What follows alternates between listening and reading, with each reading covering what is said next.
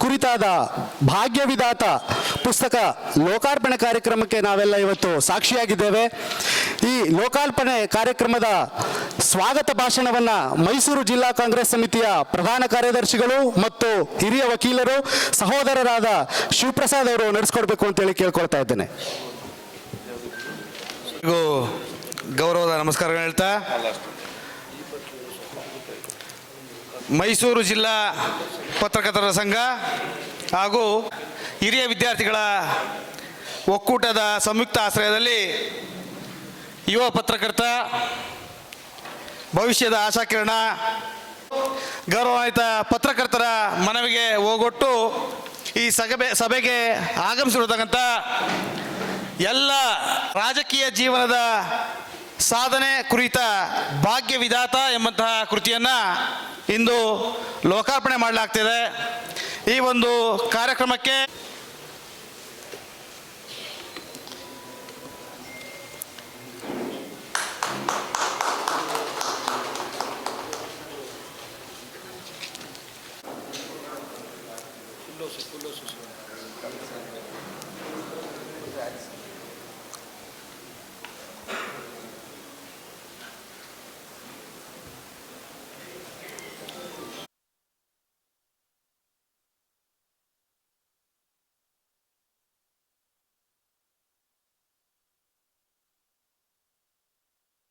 ಅದರಲ್ಲೇ ಅಡಗಿರುವಂತದ್ದು ಸಮಾಜವಾದ, ಭ್ರಾತೃತ್ವ, ಸಮ ಸಮಾಜದ ನಿರ್ಮಾಣದ ಆಶಯವನ್ನು ಹೊಂದಂತ ಸನ್ಮಾನ್ಯ ಶ್ರೀ ಸಿದ್ದರಾಮಯ್ಯ ಸಾಹೇಬರು ಮೈಸೂರು ಜಿಲ್ಲೆಯಾಗಿ 2ನೇ ಬಾರಿ ಮುಖ್ಯಮಂತ್ರಿಯಾಗಿ ಯಶಸ್ವಿಯಾಗಿ ಅವರು ಕಾರ್ಯನಿರ್ವಹಿಸ್ತಾ ಇದ್ದಾರೆ.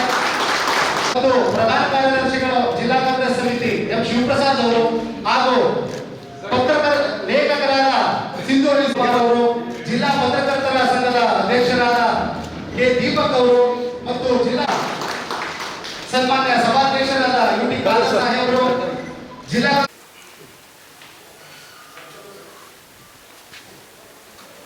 ಕಿಲೋಮೀಟರ್ ದೂರದಲ್ಲಿರುವಂಥ ಸಿಂಧುವಳ್ಳಿ ಅನ್ನೋ ಒಂದು ಗ್ರಾಮದ ದೈತ್ಯ ಪ್ರತಿಭೆ ಸುಧೀರ್ ಅವರು ಇವತ್ತು ಮಾನ್ಯ ಸಭಾಧ್ಯಕ್ಷರ